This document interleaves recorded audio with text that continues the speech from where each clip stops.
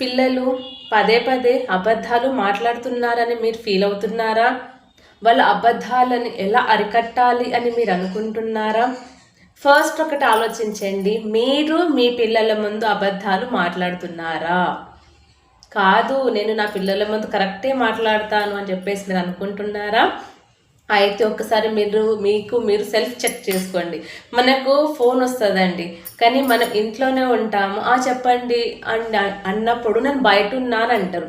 అది మీ పిల్లవాడు మిమ్మల్ని అబ్జర్వ్ చేస్తూ ఉంటారు. ఒకటి వినండి, మనం చెప్పిన మాటలు మన పిల్లలు వింటారో లేదో తెలియదు, కానీ మనం చేసే పనులు మటుకు వాళ్ళు కంపల్సరీ అబ్జర్వ్ చేస్తూ ఉంటాడు.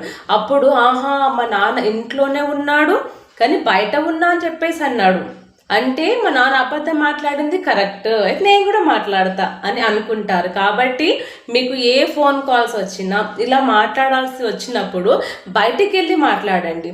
పిల్లలకి మనం రోల్ మోడల్గా ఉండాలి అంటే పిల్లల ముందు మనం ఎప్పుడు కూడా అబద్ధాలు మాట్లాడొద్దు.